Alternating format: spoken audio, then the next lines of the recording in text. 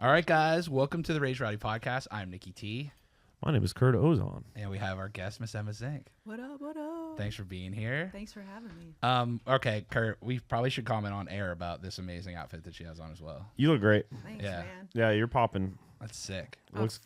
I need you to pick my clothes out. I will next time. I'll get you some brighter colors and make your eyes pop a little more. Yeah. For sure. Nick is my stylist, and today he gave me a pair of what would you call them?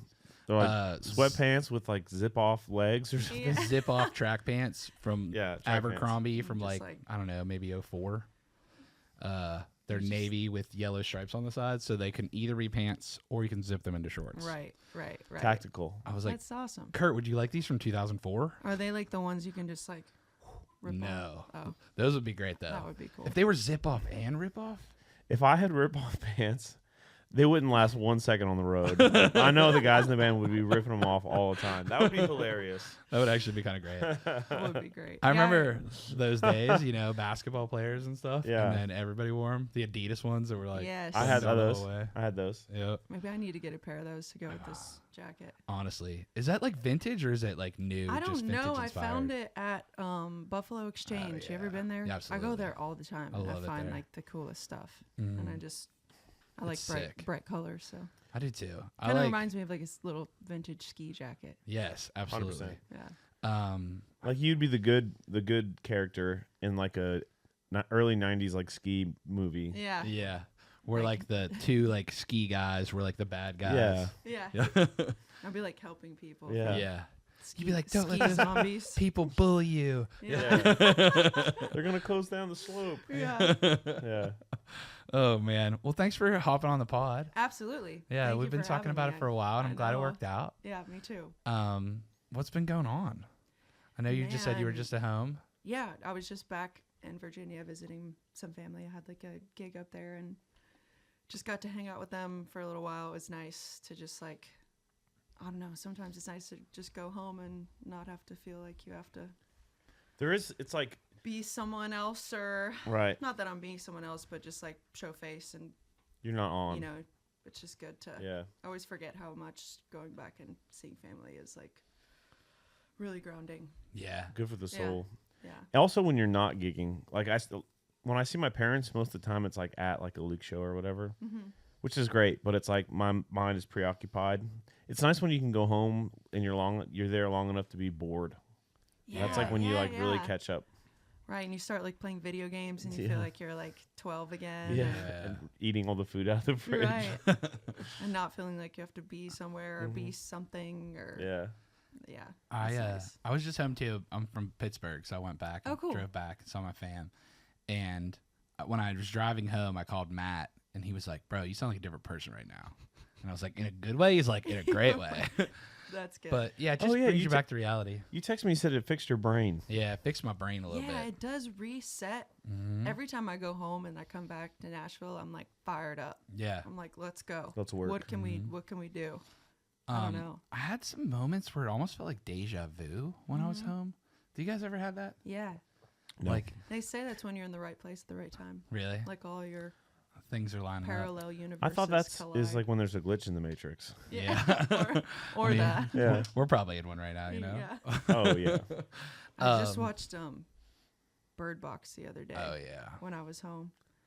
And that, like, for some reason, freaked me out. I don't know why. That just made me think about it. But Is that with Sandra Bullock? yeah. Mhm. Yeah, that's a And, good like, movie. the wind blows, and, like, there's this monster that comes out. And, Yeah. But you never see what the monster is, and then they, like, it's weird. It's a weird movie. Anyway, it's super windy out today, and I was like, I'm in Bird Box. Oh, Don't boy. look. You're driving with your eyes closed.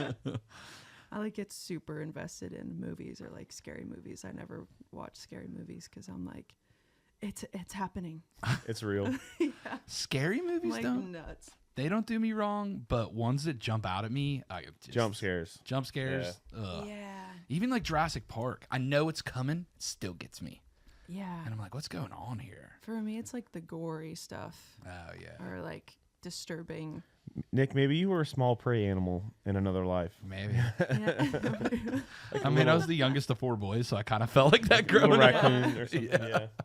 They would just get like, I remember until I got, maybe in high school, being 2 years younger than my youngest older brother, Yeah. I was just like getting beat up a little, Yeah. Sorry. Well, it I happens, was one of those older siblings. Yeah. But I mean, I learned to hold my own. Yeah.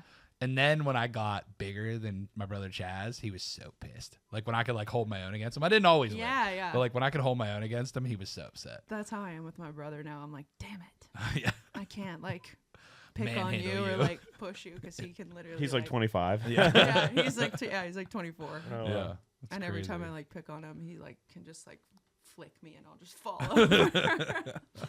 It's kind of good sometimes though. That gives you some insight. you know? Yeah. Now we're like best friends. Does he 'cause play music? He doesn't, but he's actually a really good singer. He's got a really good voice. He lives So just karaoke now. just karaoke. Yeah. He doesn't mean Tyler Childers, White really? House Road. Yeah, That's sick. yeah. That's a great one. He'll like get up sometimes on stage with me when he's in town and Oh, that's or great. what certain Yeah. shows will be like, come sing one. That's And awesome. Hell he's, like, yeah. got that one song he pulls out. Yeah. Yeah. He's like, I know this one well enough to do. Yeah. It's crazy too. Like like how you have sibling telepathy Rivalry. sometimes. Oh, yes. Yeah. He's got like that same like we'll be singing something or whatever, and he always like goes to the same like melodic place or like weird places that I would go. Like he's definitely got like a similar like ear that I do. And That's I think if cool. he really wanted to be in music, he could. Probably could. Yeah. Well, but you're really good at guitar too, so he would have had to Thanks. practice a lot for that. Yeah, I've taught him a couple chords. Yeah. Yeah. Tell us a little bit about your story, like growing up in Virginia. Like when did you start doing music? And Yeah. So I grew up in technically Stafford. I claim Fredericksburg just because it's kind of where I grew up playing music, and Yeah. more people know Fredericksburg than Stafford. Mm-hmm. But yeah, my dad, he was in the Marine Corps. He was stationed in Quantico. He did a couple tours in Iraq, but we kind of stayed. Then he stayed in the reserves, and so we stayed in Virginia. And mom was stay-at-home mom for the most part, and I started playing music, I guess, when I was like 11-ish. I was taking piano lessons at like 6, but then it was just like, oh, your parents throw you in piano lessons, and Yeah. and then I really got Same. it. Yeah. I really got into it when I was like 11. My dad started playing guitar. He was taking like lessons and stuff, and I thought it was cool. That I just is always wanted to cool. be like whatever my dad was doing, because I've always thought he was a badass. He still is. And yeah, I just started like picking up the guitar, and he taught me a couple chords, and then YouTube. I was like 11 or 12 and would like YouTube a bunch of stuff. And I remember one of the first songs I learned was Hot and Cold by Katy Perry. Oh yeah. Yeah.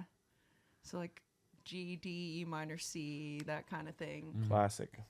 And then I went to like a private Christian school. So I played on like the worship band. Cool. And like learned a bunch of Christian music and stuff, which Yeah. was cool. But then I'd be at home like, you change your mind like a girl.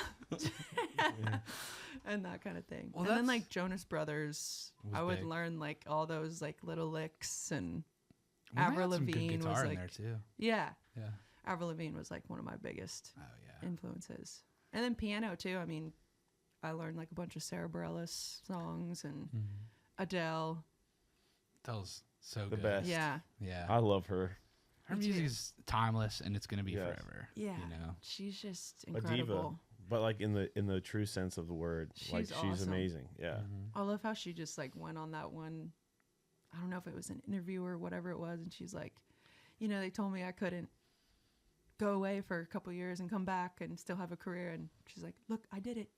Yeah. And I'm like, damn. Well, if you're that good, you can. Yeah, You I know? know. I'm like, good for you. Yeah, it's like that is a hard thing, because I mean, look at like, for example, like Sam Hunt, right? Like Sam was at the peak of it and like dropped down, and he never kind of rise back to that thing. So you are taking a chance, I guess, if you're doing that. For sure. But I mean, he's still having wild success. It's Yeah. just not.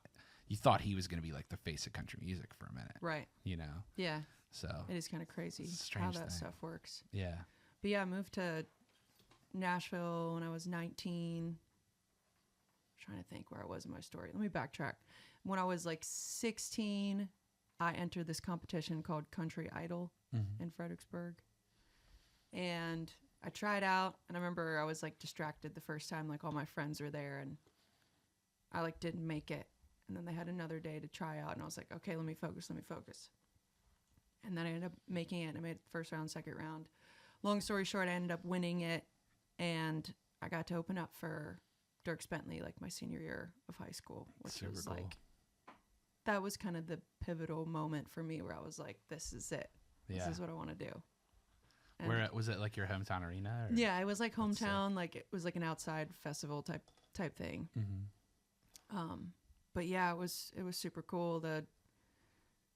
There was some sort of complication with the bill, and then they said like, hey, I know we told you we were gonna open up for Dierks Bentley, but like now you can't.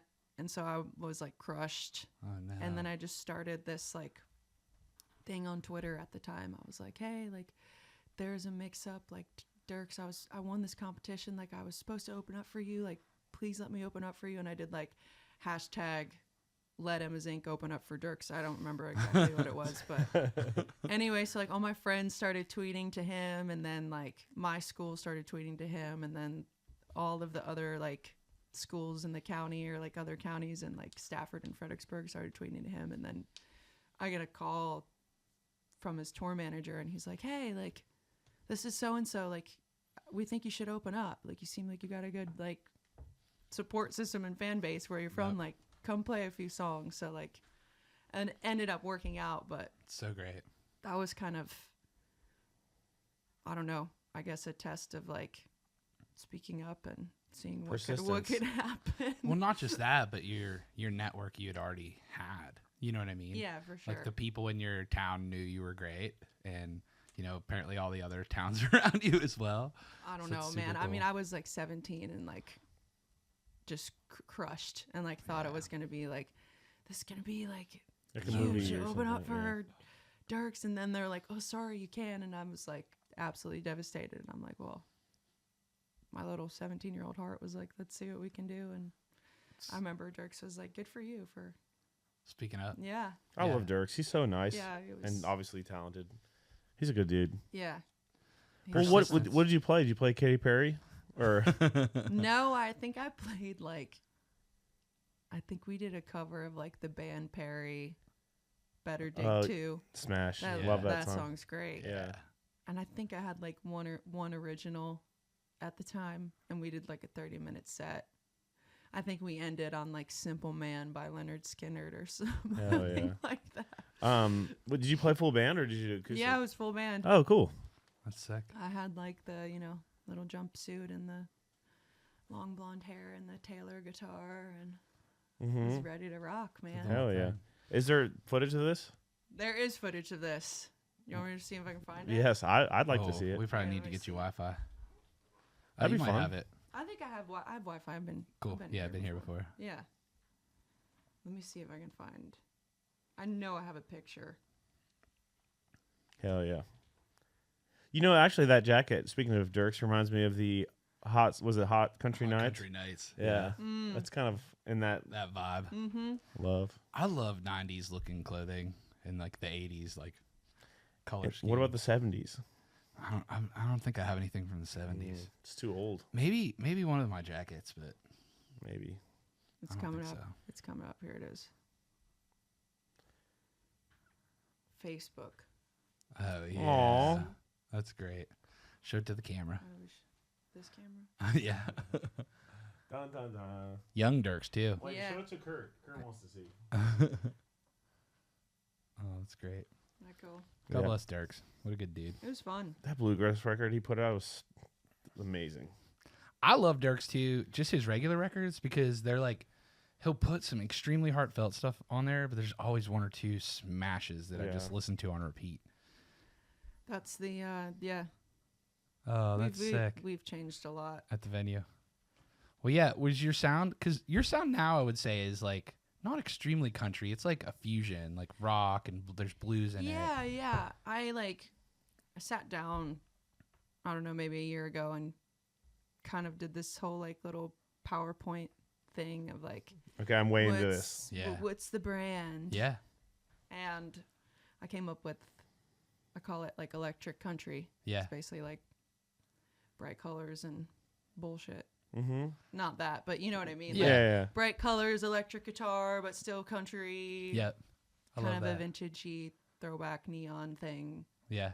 but still I think branding like so rock and important. roll meets country. Yeah.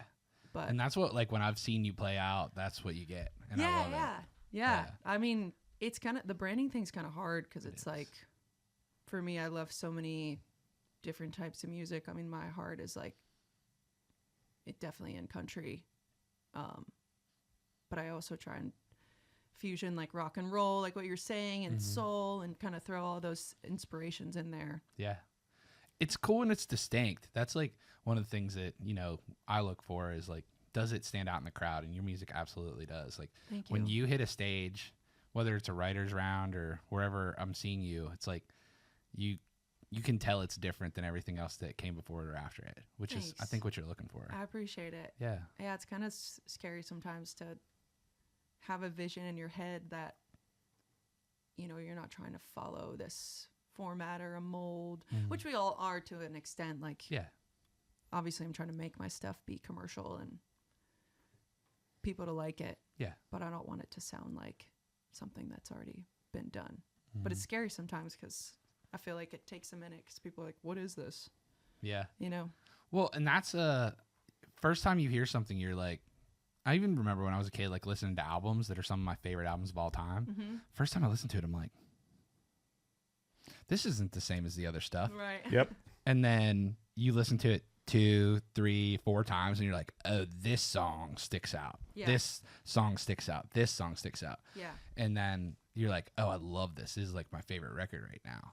But oftentimes it's like, if you hear it and immediately it sounds familiar, it might not be your favorite record Yeah. because it's like too close to the other stuff, Exactly. you know? Yeah. There's a rule where it's like, I shouldn't say a rule, but like a trend where it's like maybe not like 80-20, but it kind of in that thing where it's like, you want something to be familiar, but if it's too familiar, then it's like boring.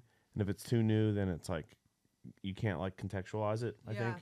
So kind of having that rule in mind, I think is good. Yeah. When you're writing and playing and everything. Yeah, I feel like that's what every artist is trying to do. I hope so. Yeah. I mean, like trying to find that like middle ground of this is unique and this is me, but it's also something where people can like grasp. Yeah. That makes sense. Yes. So Like understand it. It's not so, because I've seen artists where it's like so distant that you're like, I don't understand what's going on right now, and I'm like losing interest. right, for sure. Now I've seen stuff that is so weird and so distant, but the artist was just so like you couldn't look away that it still worked, but it's harder. That's a harder thing. Yeah. I mean, all the greats are kind of crazy, you know? For sure. They have Yeah. distinct styles. I mean, Yeah. even in country, rock music, pop music, everything, you know? Absolutely. And it develops, you For know? sure. So like, you know, you at 19 and you right now, of course, not the same person. Yeah. You know? Had Absolutely. a lot of life lessons, a lot more songwritings that you've done. Yeah. So I think that's a big part of it. Yeah, I think it's too like not being afraid to, I don't know. I try and make every song like its own character, I guess. Yeah.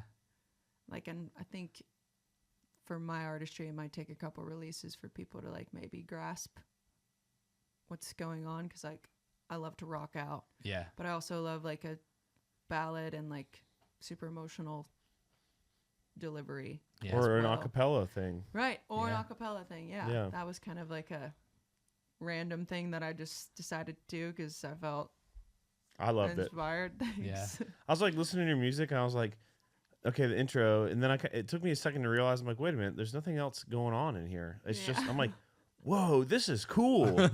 That's unique. Thanks. Yeah. Yeah. That Super was- unique. That was like God, that had to be a couple years ago now, a year or two.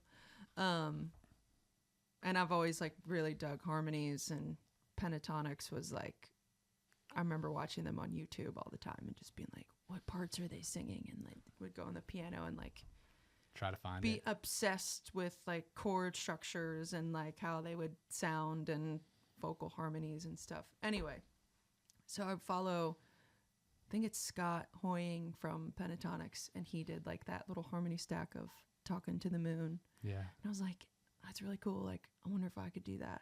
and I'd like change the key and then went as low as I could go, and then like the high part is like I think pretty much as high as I can go. And I was like, credited him. I was like, this is inspired by Scott Hoying from Pentatonics, and ended up going viral on Instagram. And I was like, well, I guess I'll just Try that. put it out. Yeah. Yeah. And it turned out. Oh, is there really like cool. a reel of you doing that? Yeah. I have to see this. Yeah, Yeah. Yeah. Okay. There's like I'm gonna a- go find it later. There's like a reel. It's like 8 parts and That's sick. goes super low. I think it's like a low. Yeah. It's like a low B to like a high. I don't even know what it is at this point. But that was like kind of just a weird thing I wanted to do, and it ended up kind of Doing well. going viral. So I'm you've like, had a few little viral moments like that. It seems like. kind of. Yeah. Mostly the harmony stack stuff, Yeah. which that's kind of a Well, thing and that like. in the high school thing, you know, I mean, Oh, that's, opening for yeah, Dirks. I that's guess. Yeah. old viral right there. Yeah. I guess that is old. OG viral. OG viral. It's kind of weird. Like, I feel like it messes with my head a little bit. Like going viral on something like that, and then now starting to really like put a project out, garnering that same audience. Yeah. It's interesting. Like Well, that- yeah. how the algorithm works. And it's like I gained so many followers, and then I look at the insights or whatever, and it's like your videos aren't being shown to most of your Oh, no. followers. Yeah. And that's like the game I'm trying to figure out It's an interesting game. now. Yeah, I know. Good luck. Well, and that's like one of the hard parts is it's like if you go viral for music, then they want music that's in that lane. Absolutely. And then, or it's like if you go viral for personality stuff, then they want that. So like your vocal harmonies, or you're doing that kind of pentatonics thing. Like, right. people are like, I want more of that. Yeah, You know? that last song we just put out, party song. Yeah. I tried to incorporate, like there's like I think a 3 or 4 part thing going on, and then there's like a breakdown where it does like a stack, and then another part, and then another part. Yeah. So I tried to Bring that in. kind of bring it into the mix a little bit, because that's what people are digging. Which I love harmonies. I mean, my favorite bands like the Eagles and Yeah. all that stuff. Well, let's talk a little bit more about That's so party cool. song now that we're on the topic. Hell yeah. I think Yeah. it's so cool that you sort of like your spark on socials has impacted your music in that way, Yeah, in like such a Yeah. cool way. for sure. No, Wow. I mean, I'm kind of like want to lean into it for sure, because it's like there's a part of me where it's like, well, I don't want to be known as this harmony stack Yeah. girl. And Right. it's like, why not? If Yeah. that's what I people mean, are it sounds digging, great, and you know? it's just gonna bring them to your music. Yep.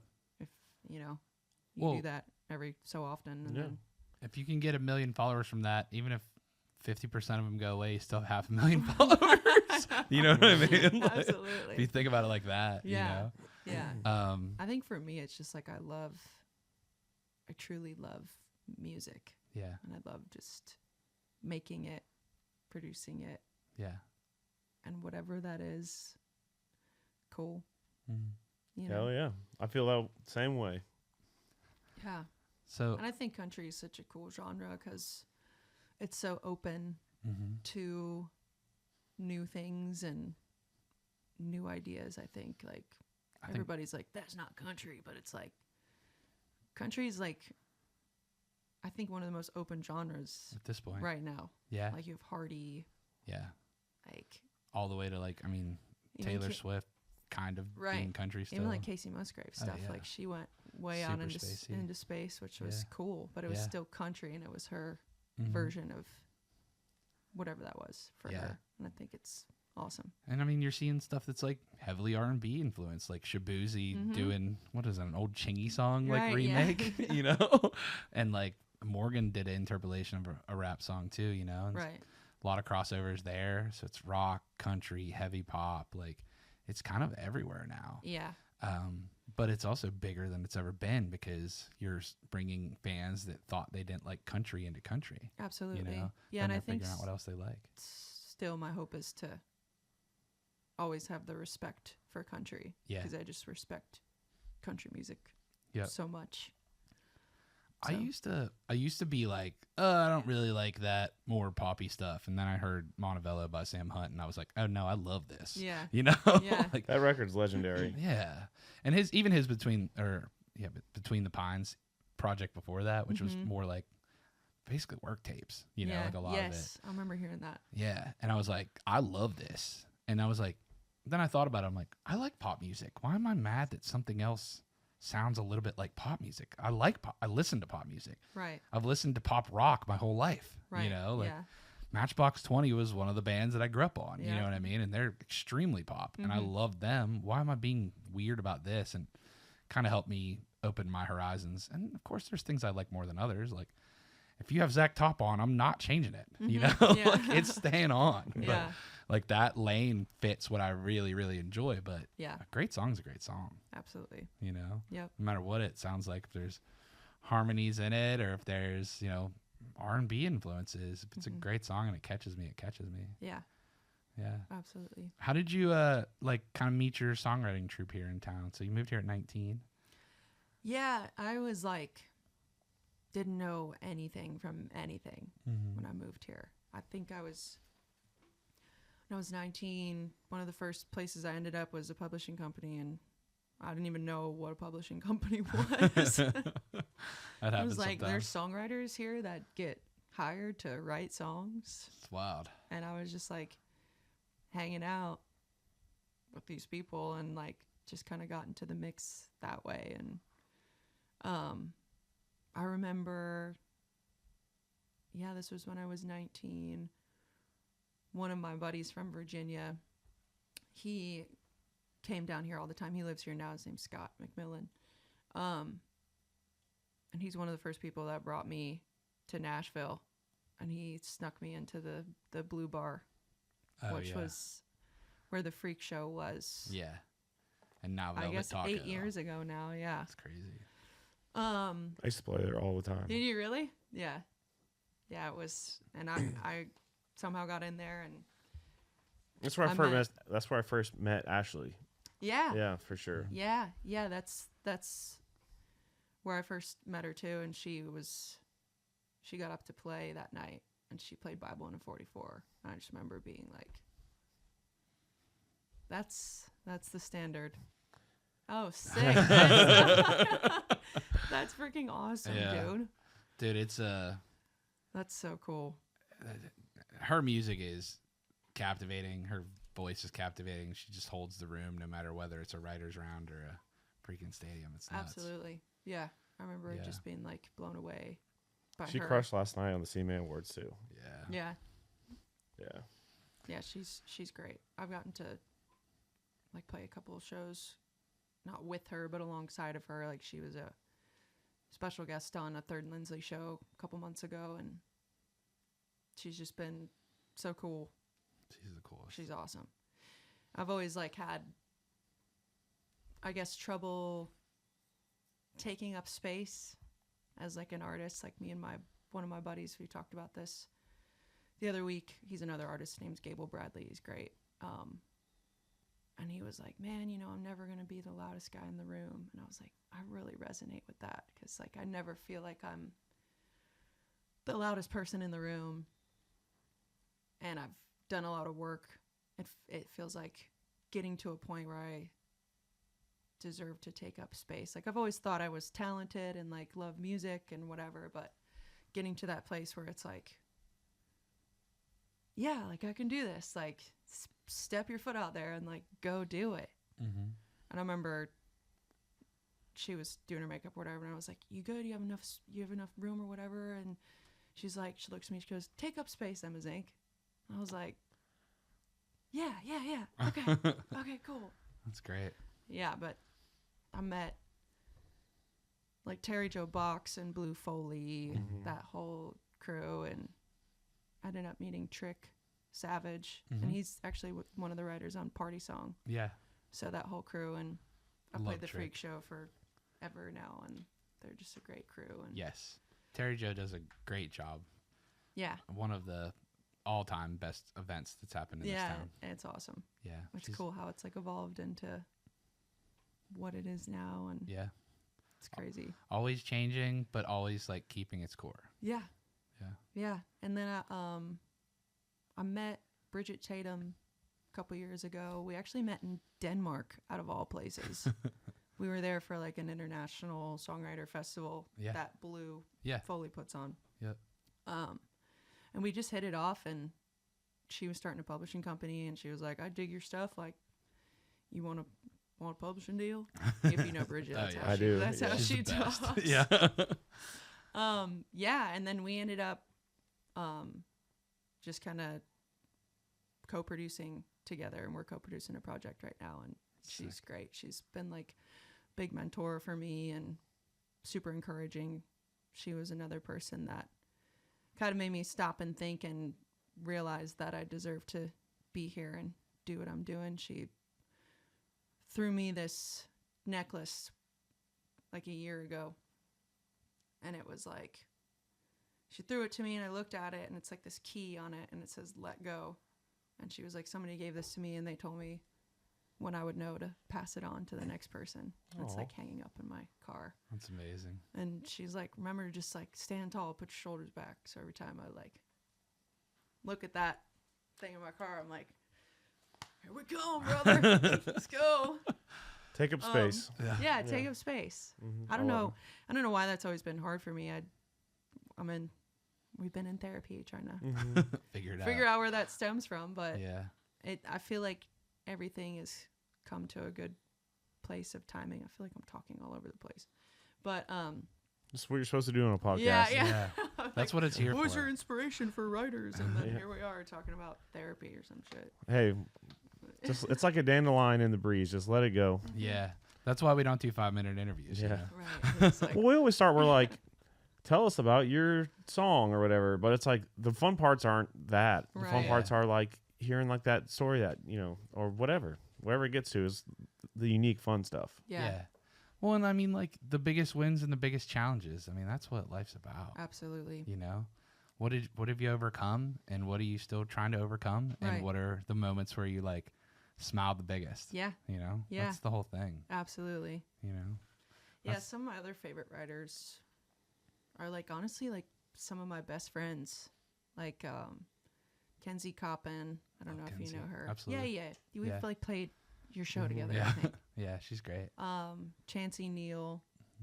We've written some great songs. One of my favorite songs I've ever written has been with them. Is it out? It's not out yet. No, it's called Jailbird. It's like about just breaking away from yourself and kind of like what we're talking about, honestly. Yeah. Kind of breaking away from yourself and opinions of other people and getting out of that cage. I always say Yeah. that the best thing to do is be the most you version of you can be. And it's Yeah. tough. It right? is tough because it's like you're kind of out on an island at that point. Because if you really allow yourself to lean into whatever you is you, it's like Yeah. you're the only you that can be. Mm-hmm. And if anybody's judging you, it's like they are judging you. You're not pretending to be something else. You know what I mean? Well, and it's like when someone met you, that's the version of you they think is you. But maybe that was you trying to be something else. Or maybe that was you not figuring out who you were. Right. So it's hard sometimes also based on like when someone meets you, figuring that out. Because everybody develops as a person. Right. You know, no matter when it is or what part of your life. When you're 13 and you were 15, you're probably not the same person, you know? It drastically changes as you get older, you know? Yeah. So I think that's a big part of it. That's one of the things that branding is important because we're getting a chance to talk to you. So I'm getting to know you a little bit better than Right. even we have interacting in passing as we've at events. Right. But how do you convey that to people that just get to see you on social media or just get to see you at events? Absolutely. You know? Yeah. So it's like that's the kind of the trick, I think, Mm-hmm. is how do you get to show the things that you're showing to the people that love you the most? What little bits of that can you give to the world? Yeah, exactly. You know? And it's kind of figuring out for me, it's almost figuring out what you feel comfortable showing, Yes. That's a big part of it. which is kind of interesting. Like people will always be like, make personal posts or whatever. And it's crazy. Like every time I make a personal post, the engagement is like so much more than if I'm like posting a TikTok of a song, like, Yeah. which is kind of cool. I It mean, is. for me as a person, like I just try and keep it real and wear my heart on my sleeve. And if people want to see that, like that's what I'm trying to do, is keep it real as an artist. And if it's like, if I have to be a little extra vulnerable, that's good for me. Yeah. It's hard, like figuring out that balance because some things are yours and you need to keep some things to be yours. I remember I know? did this, I was trying to do like a day in the life Yeah. thing, and I was like clipping all the videos together, and it started off with me like making my bed, and I was like, nah, I don't want people seeing what my bedspread looks Yeah. like. Yeah. So maybe we'll try this again and Not do that. Start with the Yeah, teeth yeah, brushing. right, you yeah. know? Yeah. It's a strange thing, and I mean, I'm not even at the thing that you guys are. Like, people know Ray's Rowdy, but they don't always know me, and I kind of like that better. Yeah. You know? yeah, You're mysterious. Well, I was before I moved here. right. I remember people hitting me up. They're like, "Who are you?" And I was like, "I'm Nick. I'm from Pittsburgh." And they're like, "No, you're not." Yeah. Like, They're like, "You're You here live in because you're Nashville." paying attention to this stuff." yeah. But it's anonymity has some like power because For you sure. can be an extra version of you, Yeah. or you can be a little bit more judgmental. It's like being an internet troll, but not trolling. Absolutely. like just like a good internet troll. You Yeah. know, Yeah. like, hey, this stuff's cool. Yep. Once you get a face on it, it gets a little bit different. And for an artist, I can only imagine that it's extremely vulnerable all the time.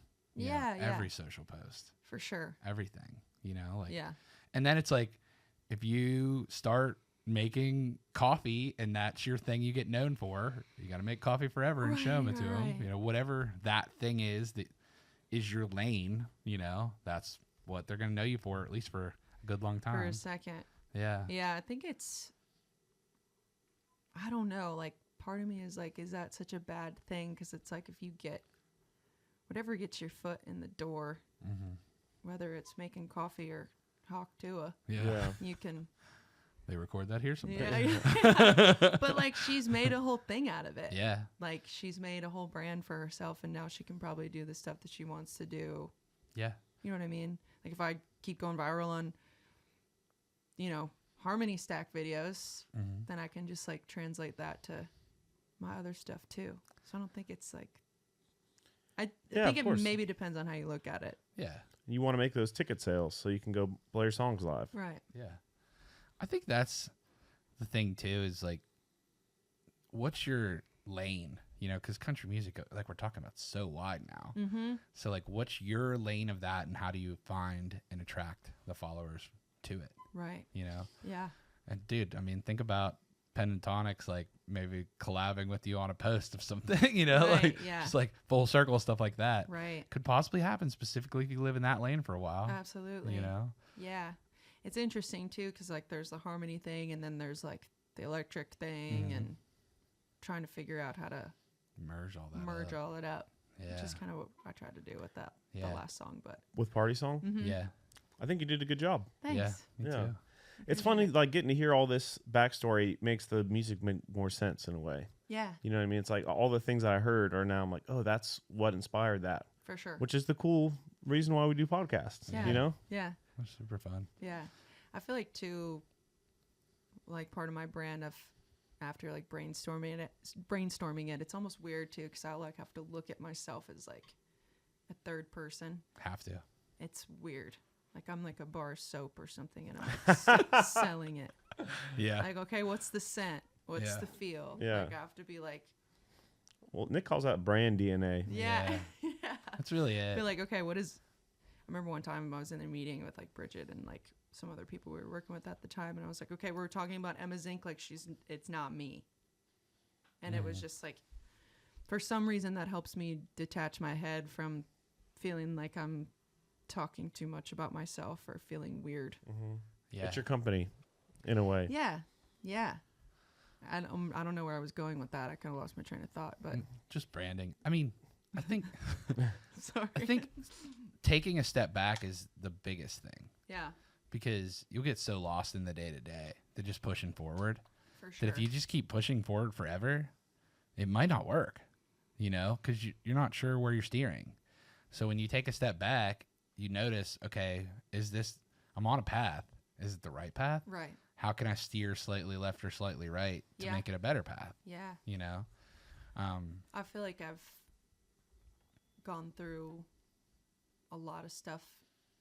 I've been in town now I just hit 8 years, and that was kind of like whoa. Yeah. Like they say, it's a 10-year town. Yeah. And I felt like I just moved here not long ago. Goes quick. And I'm like, yeah, like by 23, I'll be, whatever. You have this like thing in your head. Mm-hmm. And it's like now I'm like kind of glad that it didn't happen. And I feel like, because who would you have been then? right, kind of what you're saying, like taking a step back. I guess I always pride myself in that, like taking a step back and being like, okay, like what is this person's intentions? Do I actually want to sign this deal? Do I actually want to whatever? Mm-hmm. And I feel like I could have done some things, but I don't think it would have been in good faith or good heart, because I always knew it wasn't the right thing. Yeah. And not trash talking anybody. It's a learning experience for me, and kind of taking accountability for myself too, and being like, you shouldn't have stuck around this thing that long, because didn't feel you right. should have known that you deserve to move on and find somebody else that is actually going to believe in you and pay attention in you. And it took those experiences of me realizing they weren't for me, and me being faced with a kind of a crossroads of having to say yes or no, and saying no has like really helped build my confidence to like where I am now. Yeah. And kind of getting back to that, what we were talking about, like taking up space and knowing your worth, and not feeling like you have to say yes just because somebody's got a deal or money on the table. Doesn't always mean that you need to say like, yeah. So. Well, the one thing I think that I've seen too is you need people that don't just think they can make money off of you, but like can envision working without you. Yeah. You know what I mean? You need people that want to be around you and like are pushing as hard for you as you're pushing for them and as you're pushing for yourself. 100%. Yeah. And that's when you know you found the right people. Yeah. When someone's like, I fucking believe in this. Let's go. Yeah. Let's go to war together. That's the thing. Not like, hey, here's money. This is shiny, Yeah. Shininess wears away. Right. Exactly. Like, here's money, but what's that mean? What's going to happen at the end of it, Money's good, hard work, way more gooder. Right. Maybe the gooderest. Yeah. The gooderest. Yeah, and it's like time, that's like such a valuable thing. Yes. It's easy to give money. It's harder to give time. Yes. Yeah. Yeah. That's you can fix a short-term problem with dollars. You can fix a long-term problem with thought and time. Yeah. 100%. Or a lot of dollars. Yeah. A whole mess of dollars so you can pay for other people's thought and time. Yeah. Yeah. 100%. Yeah. That's really what it comes down to. Is like, who's the people that believe in you? Right. Yeah. I mean, Bridget's been that cheerleader for me. Mm-hmm. She's such a badass too. Yeah, she's awesome. Like that first person, not like the first person that's truly, I have other people that have believed in me, but like, people would always be like, oh, you need a cheerleader. And it's like, now I get it, and it's cool. I remember first meeting her and like playing with her. It was like, I was like afraid of her, of Bridget. She can be a little intimidating. Yeah. Like, Sick, though. one time we were playing at the listening room, and I guess her guitar player didn't show up, and she was like, I guess not managing, but like producing Ashley Cook and her sister at the time, Jen. And she's like, get up here and play with me. I was like, okay. And then like we're on stage, like I don't know any of her songs. We played her Aldine cut. And she like, when I'm playing the solo, and she just jamming into me. I'm like, like I'm playing the wrong notes because we're like rocking out so hard together. You know what I mean? That's awesome. Yeah. Dude, she's one of my favorite people in town, honestly. Yeah. Just like you're around her and you're like, there's nothing that she's bullshitting right now. Yes. She's 100% telling you what she thinks, and I love it. Absolutely. I love that. I She's a love straight that. shooter for sure. Yeah. I feel like we've all been through so much. There's so much BS. There's great people as well, but for me, it's like I need somebody that's just like says it how it is. Cut, dry, here it is. Yeah. I love that. And some people are like, dang, she's like, and I'm like, well, at least she says how she feels and tells you the truth. Yes. I can fix my feelings quicker than I can fix me not knowing. Right. Exactly. For me. For sure. Because I get in my head about shit. But if someone's straight up with me, if you tell me the truth and it's a hard truth, I will get over it. I start working on getting over it right then. Yeah. If you're skirting around the issue or I'm feeling weird because someone's not talking to me about stuff, absolutely, it's like that's what makes me go crazy in my head. Me too. And I've been in a lot of situations where it's like, am I missing something? Like my family's all from like Jersey, New York. Yeah. And they're just very, very, very straightforward. So I always appreciate that, even if it's like something that's hard to hear. But yeah, just finding those people in your life, honestly, more than just your career, that are going to be by your side and tell you the truth, even if it's something you don't want to hear. Yep. And like, I hope to do the same to the people that are in my life too. And yeah, it's important. I don't think I can do it any other way. Like I've kind of got to a place with myself where it's like, if I really want to do this, which I do, be an artist and be out on the road and do that whole thing and be putting out music, I don't think I would have the energy to try and be something that's not. 100%. Yeah. Yeah. It's like, or just real. Yeah. That's the thing is, I mean, everybody's different. Some people can't take hard truths, but it's so much easier to take a hard truth than it is a half truth that you're worried about in your head on. For sure. And that's not me saying like most people are fake. Like, not what I'm saying at all. I think like a lot of people that have become successful are truly themselves. Mm-hmm. And that's why they succeed. Because people love them for them. And what do they say? Like, the highest vibration isn't love, it's authenticity. Yeah. I've never heard that before. Yeah. That's like country music bleeds for that. Absolutely. Yeah. And I always say, I'm like, imagine you're you. Okay. And that's your knob, and it's turned 10 is the highest, but it's at a 6 or a 7 your day to day. Yeah. How do you turn that up to an 8 or a 9 when you're either on stage or when you're on social media? For sure. It's not like it's not you. It's just like yeah. the fucking reverb's on or something, Yeah. It's like, it's interesting. I told you before we started recording that I've been sober for like 10 months now. Yeah, congrats on that. Not very rowdy of me, but we still smoke cigars, so yeah. we'll have to do that. It's cold today, yeah. or we would. But yeah, I used to feel like I had to drink to give that energy to people, like either on stage or whatever. I used to feel like I had to have a couple drinks before I got on stage, or I had to have a couple drinks to be able to network and talk to people. And I just found myself so drained, and I would just be like drained after it. Because I'm like, it was just fake. I mean, it wasn't fake. It wasn't me trying to be fake, but it was liquid courage that wasn't real. Yeah. And then I kind of stopped drinking, and it made it harder for a minute. But then I kind of got to a point where I'm like, let me just like give all my energy to every interaction I have and just be completely genuine about it. And ironically enough, it ends up giving me energy back. Yeah. If that makes sense. That's cool. Like, if I don't think about it like, oh, I gotta talk to this person, or I gotta show face, or and it's like, what a like gift to be able to do that. Yeah. To be able to give to other people, or they can give something to you, or you get to stand on a stage and do what you love for a living. Like, sick. Kind of just that perspective change. Yeah. Yeah, and that 16-year-old Emma would have loved to be able to do that. Yeah, Yes. 100%.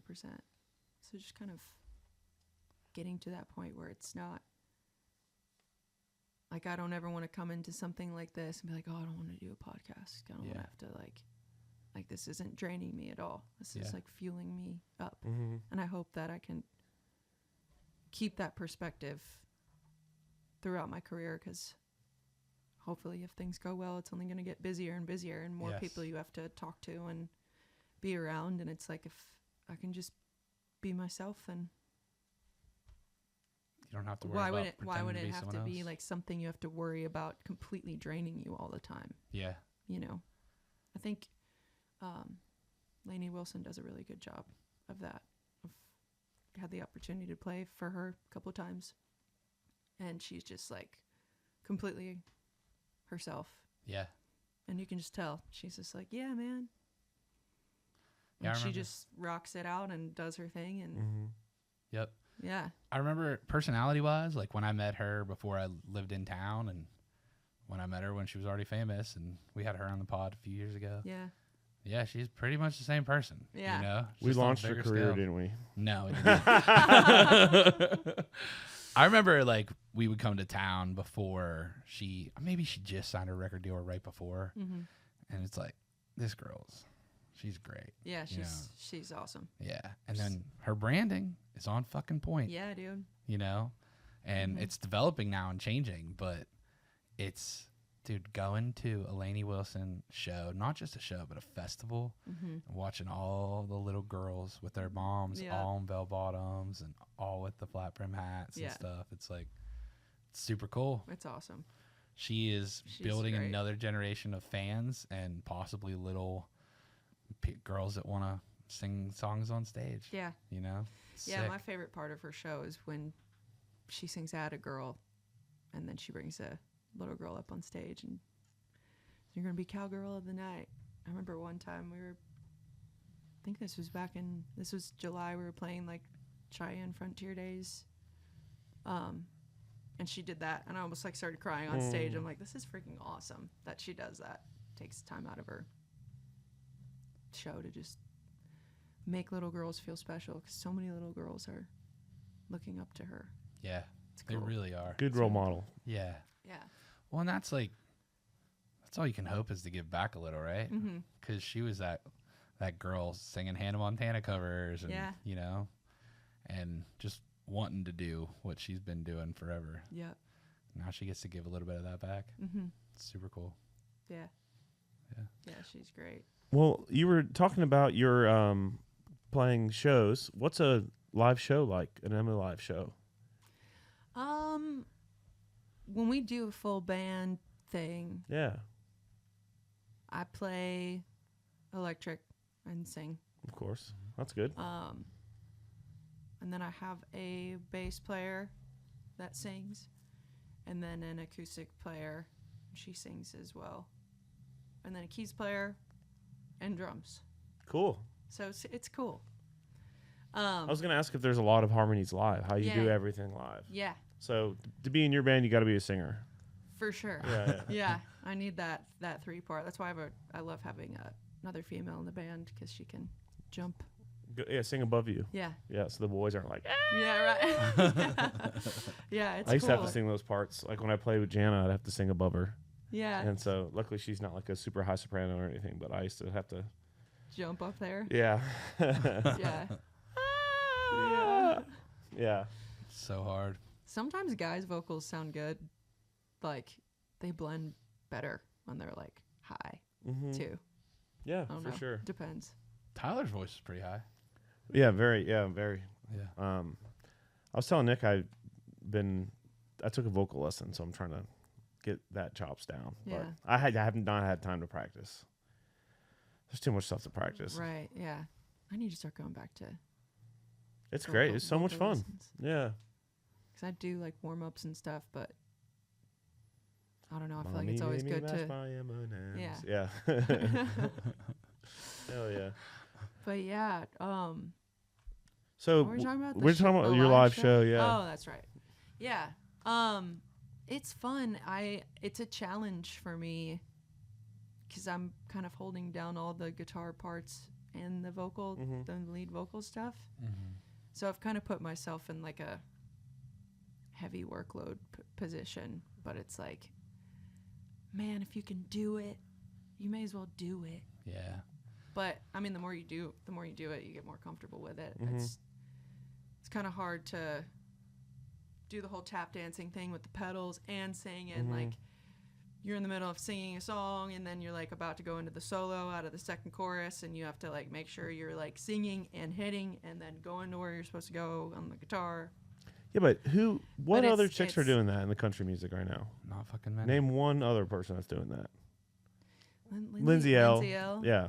So it's like, that's cool. Claire Dunn was another one. Yeah. She's great. She's awesome. I remember like being inspired by both of them actually. I think that's one of the reasons why, like, when you're playing, you can't look away. Yeah, because you are, like, doing everything at once, you know? For sure, and it's like, were you saying, like, I can't look away, or you can't I can't look away from you. Yeah.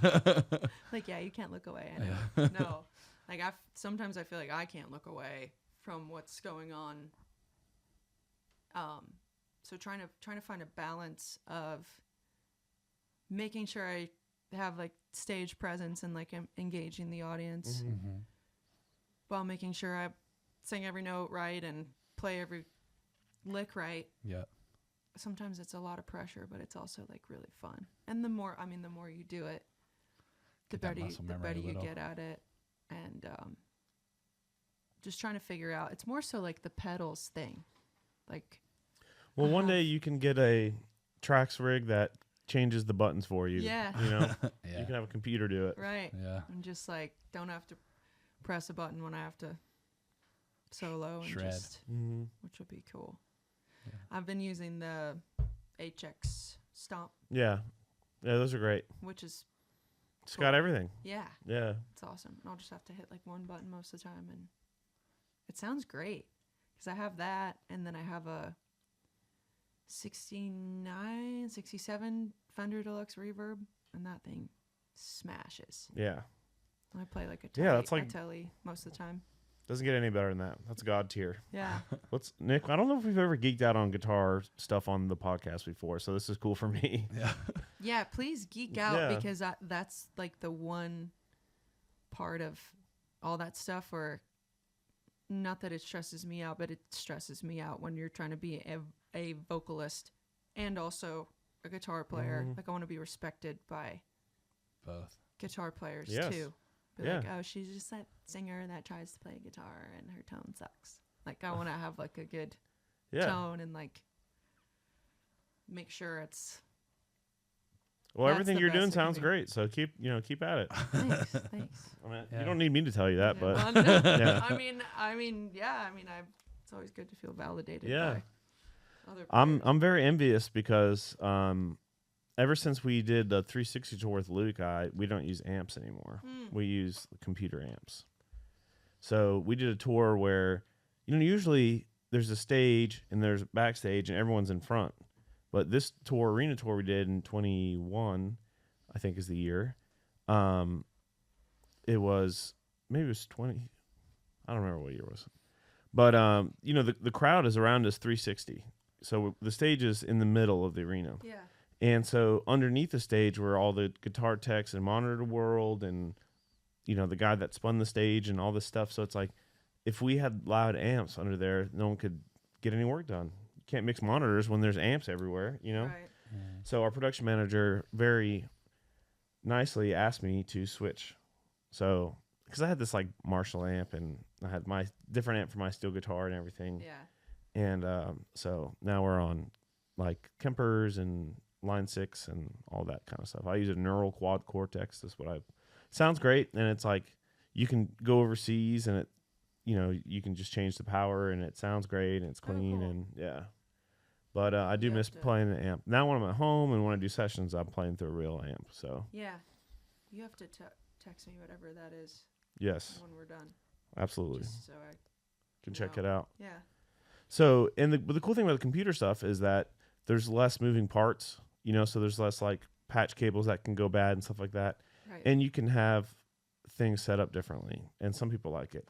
I keep everything like super simple because I'm not that good at getting in there and computering. I just don't like computers Yeah. very much. Yeah. I just like playing. Me too. That's why I was like, I think my New Year's resolution in like January of 2020 was like, I'm gonna like dive into this like DAW stuff, and I'm gonna like get in more writing rooms and be like a track guy. And like 2 days in, I was like, I hate this. I like programming drums and recording stuff, but it's like, I don't want to do this. I just want to play. Yeah, the DAW stuff is a lot. I remember COVID. I think it was in March when everything was starting to shut down because I was playing Broadway. That was like my full-time gig at the time. And I remember I was headed to a gig and they're like, never mind, we're shutting down. The world shutting down for 2 weeks. 2 weeks. You know? Yeah. And I was like, screw it. I'm just going to go buy an Apollo, and probably not the best financial decision to make at the time, but I was like, I want to learn. You're like, it's 2 weeks. It's fine. How to do this. Mm-hmm. And yeah, I learned a little bit, but it's a lot of stuff. And that's kind of what we do. Now I'll play like most of the parts and kind of get a vibe and do some MIDI drums, and then I'll send it off to our other guy. You got to have a Charlie. Everyone needs a good Charlie. Charlie's our, I guess he's our podcast producer, but he's our audio guru. Yeah. Audio extraordinaire. And he, when he talks sometimes, it makes my head spin. I'm like, what? Like we were tracking something the other day, and Cleto was like, let's just do like a one mic in the room, like one take thing. Yeah. Charlie's like, okay, cool. Sets up like 6 mics. He's like, it's just in case, you know. And then he's like, well, if I sidechain this and I scoop, then I do this, and everything's gonna be clean. It's gonna sound beautiful. And then you listen to it, and you're like, you're so right. Dude just knows everything. Yeah. But I'm like, I don't know what the hell he's talking about. Right. I feel like he sees where the mic should be in his head before it's like Actually there. Yeah. You know. Yeah. They put the mic in front of the singer and on the guitar. Yeah.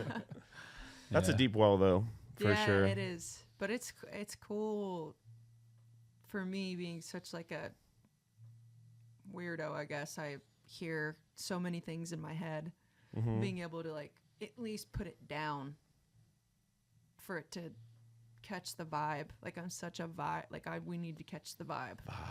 Because if the vibe of the song isn't catched, like it can go somewhere. Mm-hmm. Like unvibey. That's a huge thing for me to be able to. I guess control is the word, but not control, because sometimes you have to let go of control to let the song go where it needs to go. But that's probably like. I think I'm really thankful that I've learned to at least put stuff down and throw a couple little plugins on and make it sound. At least catch. The bone, catch the vibe. Yeah. The bones of the song. Yeah. To be able to let it go where it needs to go. Yeah, and being an artist nowadays is like you have to be able to do like literally everything. Yeah. It seems like. It seems like. At least in the infant stages, you know, it's like if you're a millionaire, then you can just have Charlie on staff, you know. Then it's like Charlie, or you have producers, and stuff like that. But I agree with that too. Though. Yeah, it's you're like a multi-tool knife, you know, and they all have to be sharp. Yeah. Right. Yeah, it's crazy. Social media has been a thing that has always been a struggle for me, but now I've gotten to that point where I'm like, that's what you got to do. Yeah. And kind of like what we were saying earlier, like I get to do this. Yeah. Mm-hmm. You know, like why my first world problems? I'm bitching about having to post a video. Yeah. Like, okay. Yeah, like we were talking about Lainey, and when she was on our podcast, she's like, I spend 20 hours a week making TikToks. Paid off. Interesting. She caught what people like too. I don't know why I didn't realize that she did that whole game. Oh yeah. TikTok game. Everyone, you have to. Yeah. Yeah. I just feel like she like popped off like right before that was like the thing you had to do. Maybe not. She was dancing, doing dances, and all kinds of stuff. Yeah. Oh yeah. She was lip singing to her song. And that's good to hear. And I think someone told me like Dasha did like 80 to 100 TikToks about her song before it like to get it to where it did. Yeah. Okay. So I feel like I've heard that. Yeah. Yeah, I always feel like I have this Christmas song coming out When? on Black Friday. Oh, nice. Yeah. There you go. And we've been like posting on Instagram, TikTok every day, and I always get like, is this too much? Is this like, am I gonna get unfollowed by certain people because I'm posting this Christmas song every day? Is that too much? You see how many times everybody sees it. Right. It's not much. I know. You know? And I'm like, It's maybe crazy you do now. have to post every day. The Yeah. trick is to promote your stuff, but provide something to Nuggets. and what can you give your viewers that's interesting, but it's so you're like taking your advertisement essentially and you're wrapping it something fun, Right. So it's like a dance or whatever the thing is, Yeah. Maybe get a fake Christmas Yeah. tree and use it to slide guitar. Right. Yeah, or if it's you just like crushing the vocal performance of it, then it's Yeah. like, oh, cool, that sounds great. I do want to listen to this. Yeah. Yeah. Yeah, I think for me it's like you if you were to look at your page, it's like, God dang, like she's posting the same thing 50 Yep. times in a row, but then you're not going to see it 50 times in a row. No, absolutely You not. might see it twice, Yep. And that's when you know but if they I only gotcha. post it twice, you might not see it at all. Right. Yep. And that's honestly the key with it Right. is, as you're talking about, it's showing it to 1,500 people every time, right? Whatever number that is. Mm-hmm. Those are not the same 1,500 people every time. Right. They're shown it to different people. Yeah. So like if you catch a couple of them and they stay the whole time, that means they're going to show it to another 1,500 people. For sure. And it's just, how do you do that? Is it a visual hook? Is it something you put on the screen while you're doing it? It's Yeah. just trying shit Right. and seeing what works. Yeah, that's the Christmas song I wrote. I wrote it with Chancey Neal and Kimberly Kelly. Mm-hmm. Oh, I love Kim. Yeah. Same. Yeah. They're great. I love Chancey too. Yeah. Mm-hmm. Yeah. Yep. Screw Chancey. I don't know who that is. I she's love great. her. Oh, cool. Yeah. She's one of my best friends. Yeah, I had like the bones of this song, and I'm still working on being able to write like by myself again because I've been co-writing for so long. And I'm like, I need somebody to validate me. Anyway, and they just helped me bring the song like full circle, like truly to life. And the first verse is about how my dad wasn't around for a couple Christmases because he was at war. And so like trying to do that whole like, if you were a military family, and hopefully you one's might gonna hit home. relate to this song Yeah. or whatever. That What's the kinda thing. title? It's called Christmas Feelings. Yeah. It's kind of, it's about wanting to feel that Christmas feeling again when it rolls around and you can't quite get Do it. there as an adult. Yeah. The second verse is like, now I'm in my house by myself setting up a tree and trying to find the money to get back home, and it's not going to be the same because my grandmother's not here, my grandfather's not here. It's like, it's kind of a sad it's a sad song. I love it. Yeah. It's But great. it's like, We love a good sad song.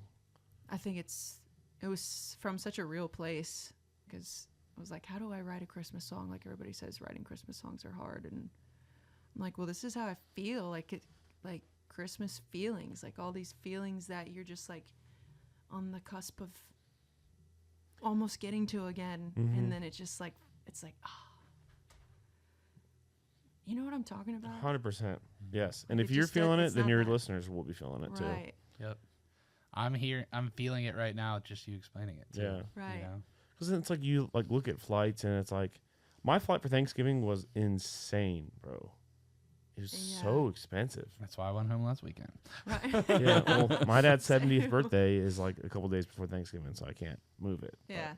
Yeah. I mean, it's not money I'll happily spend, but it's like that kind of shit. It's just like, and also it's like sometimes you can't go home for, it's like holidays can be kind of weird. So it seems like you kind of tapped into that. Yeah. Yeah. And Yeah. just like the mystery of like, and the belief, the faith of thinking that, Santa's real and the presents and like waking up as a Ooh. kid. I do like presents. You can't quite get that feeling. I mean, you still get it. I still get excited, Yeah. but it just felt so much different when you were Oh yeah. like 5. And the nostalgia of, such a powerful drug too. Mhm. Yes. Absolutely agree. Yeah. anyway, Christmas feelings out. Yeah. Love Black that. Friday. If you Well, want to get in your feels for Christmas. get into all the feels. Yeah. Well, what is something that if you could tell a 19-year-old or 18-year-old person moving here trying to do this thing, like what's some advice that you would give? Maybe. Or I even think advice just, you would give yourself from then. yeah, just like don't be afraid to be yourself. That sounds cliche as hell. I know, but but that's kind of the theme of the whole It podcast is. is what we've been talking about. So Yeah. But like truly, and I think another piece of advice would be like just like chill out. Don't be afraid to just be a cool hang. Yeah. I feel like so many people, and even like me or whatever, you get like over eager sometimes, and maybe not using everything as an opportunity and focus more on building relationships, because I think that ends up giving you the opportunity. Like if you're just Absolutely. searching for an opportunity, everybody's gonna know like, oh, they're just trying to get something out of me, versus like, hey, you want to smoke a cigar sometime? Yeah. And like me not trying to nourish the relationship just so I can get on your podcast. You know what I mean? Like Yeah. stuff like that. I think that goes a long way. Or if you want to write with somebody, go to their show and hang out and tell them you're a fan, and then walk away yeah, or have a beer with them. Like, Mm-hmm. and then being like, oh, we need to write sometime. We need to. I feel like there's this like push and pull thing when Yeah. it comes to the industry, and sometimes you do have to be like, hey, like when we had to reschedule, I was like, hey, let's reschedule. Hey, what are we doing? Yep. You know, sometimes you have to be a squeaky wheel, but I think just trying to build genuine relationships rather than trying to look at every single thing as an opportunity, Yeah. I think sometimes comes off a little disingenuous. At least for me, I never wanted to be that guy Yeah. or that girl. Yeah. I was like, hey man, love yourself. Let's write. Pull out your calendar. yeah. Yeah. You know? How about What's your right phone now? number? Like, Yeah. yeah. How about we go right currently? Yeah. Right. Yeah, it's an interesting thing. Yeah. I would say that would be like some advice, and just like focus on being a cool hang, because that goes a long way. Yeah. Somebody wants to be around somebody that they don't enjoy. No. Yep. No. Easier said than done sometimes. Right. Yeah. Well, and that's like one of the things with me and drinking too. Is like, I don't know if I'm a better hang when I drank or more, or if I'm worse. I don't know. Yeah. But it's just like, I know what I'm putting forward now. You know, Yeah, like I know the version of me that I am when I'm in control. absolutely. You know, so You're a good boy, Nick. You're always a good boy. that's true. Well, dude, thanks so much for being on the podcast. Thank you for having me. Absolutely. This has been a Yeah, lot I'm of glad it fun. worked out. Yeah, we appreciate it. Hell yeah. Well, I'm Nicky T. I'm Kurt Ozan, and we'll see you on the front row. Yeah.